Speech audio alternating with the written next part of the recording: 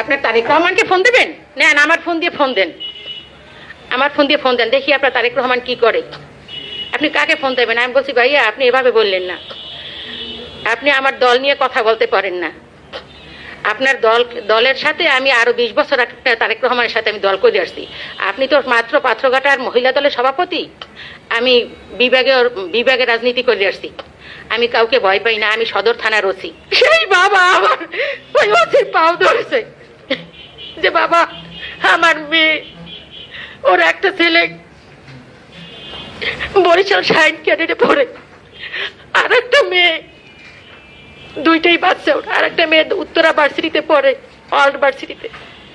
আপনি যদি ওরে এরকম করেন ওর জীবনটা নষ্ট হয়ে যাবে, আপনি আমার মেয়েটারে মাফ করে দেন, আপনার কি লাগবে বলেন। আপনার মেয়ের জন্য 2000 ফোন আসছে, কোনো নেতার পাই না, আমি মারি না, ওর এরকম নেতার দরকার নাই। আপনার মেয়ের আমি এখন চালান দিয়ে দেবো। রাত্রে তো একবার পাওয়া ধরেই গেছে, সকালে আসি আবার পাওয়া ধরছে। আমার জামাই নামে নাকি একটা এজাহার হয়েছে, তাইলে আমার ওই কাগজটা একটু দেখান। তো বলছে না ওটা আপনাকে দেখানো যাবে না, আপনি আমার কথা শোনেন, আপনার জামাইকে নিয়ে আসেন। আমি বললাম আমার জামাইকে নিয়ে আসবো ভাই, এই 5-7 দিন হয়েছে আমার বোন মারা গেছে, আমার তো আসলে শারীরিক অবস্থাও ভালো না, মনের অবস্থাও ভালো না, এখন আবার এত বড় একটা সংবাদ, আমি মানসিকভাবে ভালো নেই। আমি 2 দিন পর নিয়ে আসি। বলে কি যে না আপনি আজকে নিয়ে আসবেন, আধা ঘন্টার পরে নিয়ে আসবেন।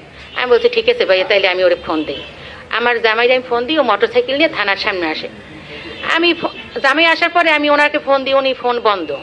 উনি বলে কি আমি আধা ঘন্টা পর আসতেছি। এই করতে করতে আমি আসরের পর পর্যন্ত ওই 2টা দোকানে, একটা এই পাশে হিন্দু একটা ছেলের দোকান থানার সামনে, আর একটা ওই পাশে দোকান, ওই দোকানের ভিতরে আমি বসা। ইতিমধ্যে ওনারই থানার একজন স্টাফ ডালিম দারোগা উনি আসে।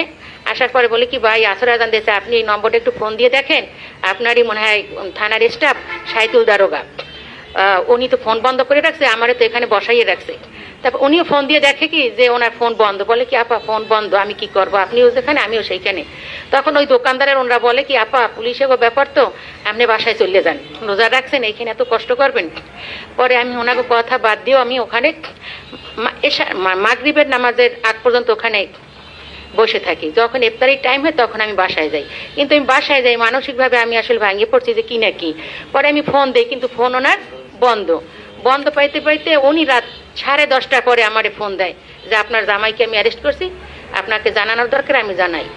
পরে আমি নিরুপায় হয়ে, আমার বাসায় ওই রকমের কেউ নেই, আমার বোন মারা গেছে, আমার আব্বা আম্মা সবাই গ্রামের বাড়ি, আমি তো বাসায়, আমার মেয়ে আমার ওই বোনের বাসায়, আর আমি আমার ওই বোনের ছেলে, এই কজন আমরা দৌড়িয়ে থানার দিকে আসি। থানায় ঢোকার সাথে সাথে আমাকে ব্যারিকেড এরকম দেশে, আর আমার মেয়েরেও ভিতরে ঢুকতে দেবে না। মেয়ে তো ছোট মানুষ, ওই স্বামীর হাতে হ্যান্ডকাপ পরা দেখে ও মানসিকভাবে ভাইয়া আসলে ভেঙে পড়ছি। ও ওই বাসা থেকেই আসছে ভাইয়া খালি পায়ে, ও খালি পায়ে এসে ভিতরে ঢুকছেন। কি মনে তুই খালি পায়ে ঢুকিস না ভিতরে, ওর এই পুলিশে পিছন দিয়ে ওরে আটকাইছে, যাবে যাইতে পারবে না, এখনো কইতেছে আমি যাবো। ও তো ছোট মানুষ, ও আবেগের ছোটে ও জোরে বললে ফেলেছে আমি যাবো। আমি কিছু না, এমন তুই যাইস না। আর ওই যে সাইতুল দারোগা, ওনাকে আমি দেখে আমি মনে করছি উনি তো তাইলে, ওনারা আমি ডাক দিচ্ছি ভাই আপনি ওরে গারদের ভিতরে ঢুকাইয়েন না, আমরা একটু ওর সাথে কথা বলি, আপনি কি করছেন, আপনি আমার কি বললেন আর কি করলেন। কিন্তু ওনরা আমার এমন ভাবে চাইরো দিক দিয়ে পুলিশেরা ই করছে। থানার ওসি সাহেব তার পেজ দিয়ে আমার এই ভিডিওটা ছাড়ছে, সেখানে সে বলছে, আপনারা সবই জানেন আমিও বলবো, ওই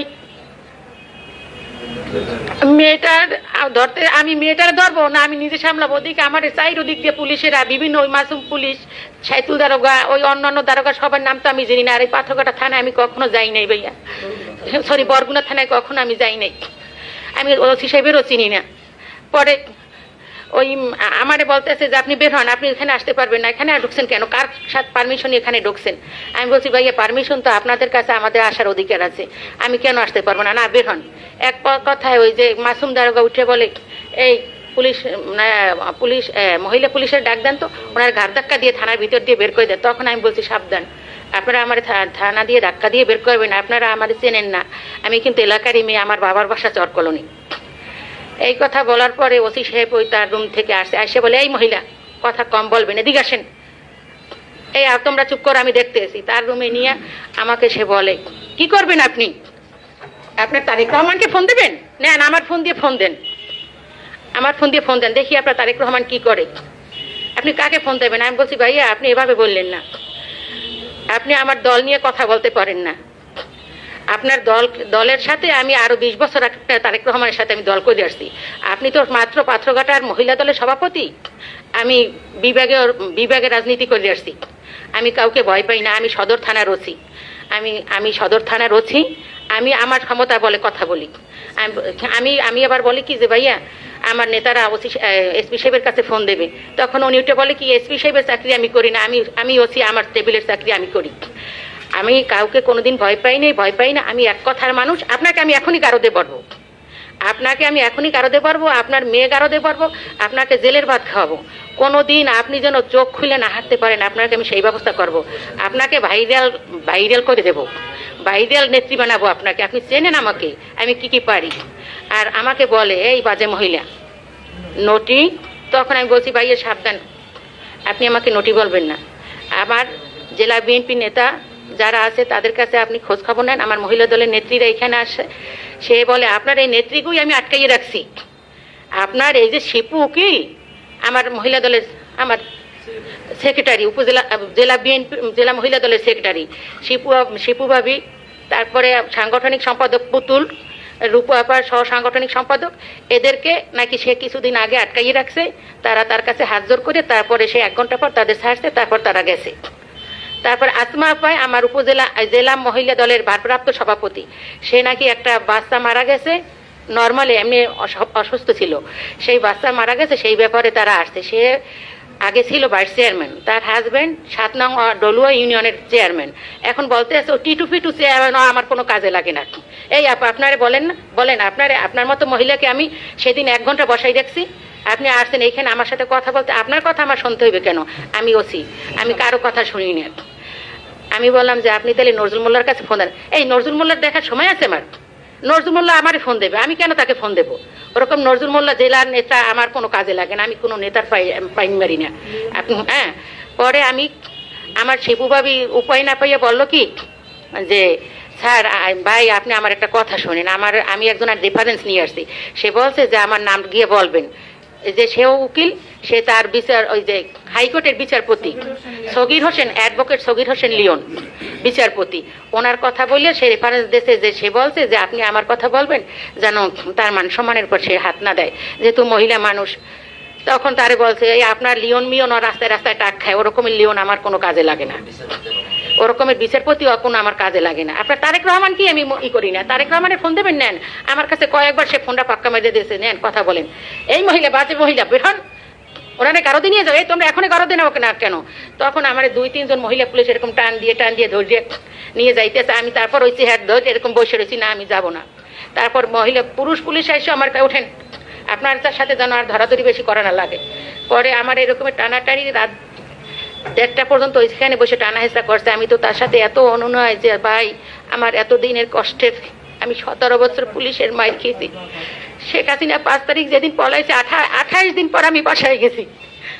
28 দিনের দিন আমি বাসায় গেছি। রাত 9টার সময় বাসায় দরজা খুলে আমি ঘরে উঠছি, ঘরের দরজা আটকে বসে রয়েছি যে আল্লাহ কোন সময় কি খবর আসে। পরের দিন শুনি শেখ হাসিনা বাংলাদেশ থেকে পালিয়ে চলে গেছে।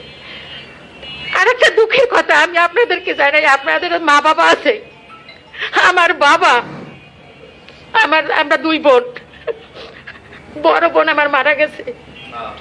আমার বাবা মা কত দুঃখী যে বাবা মার সামনে থেকে সন্তান যায়, আপনারা জানেন এর চেয়ে আর বাড়ি কি আছে বোঝা। সেই বাবা আমার ওই ওসির পাও ধরেছে যে বাবা আমার মেয়ে, ওর একটা ছেলে বরিশাল সাইন ক্যাডেটে পড়ে, আর একটা মেয়ে, 2টাই বাচ্চা ওর, আর একটা মেয়ে উত্তরা ভার্সিটিতে পড়ে, অল্ড ভার্সিটিতে।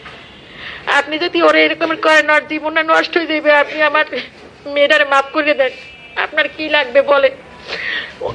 আপনার মেয়ের জন্য 2000 ফোন আসছে, কোনো নেতার পাই না, আমি মারি না, ওর এরকম নেতার দরকার নাই।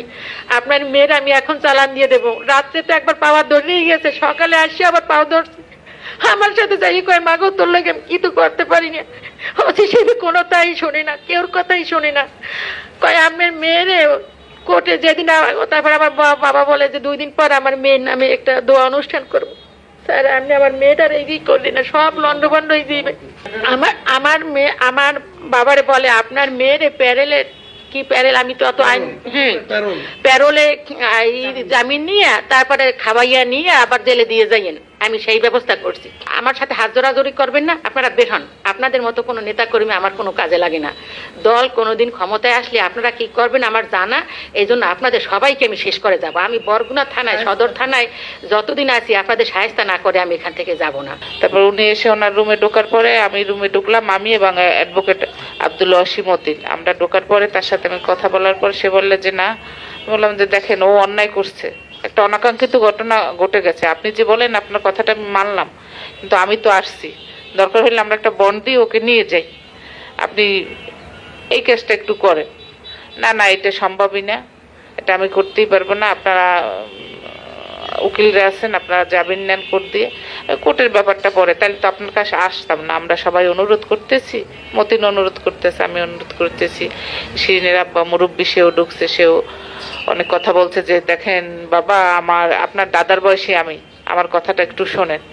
তারপর সে আমাদের কারো কথাই শুনলো না। পরে আমি তার সামনে গিয়ে বললাম যে লিওন ভাই একটু তার কথা বলছে আপনাকে, সে একটু সালাম দিছে। বলে না আমি কারো কথা শুনবো না, আমার ব্যাচমেট ফোন দিছে তার কথাই আমি শুনি নাই।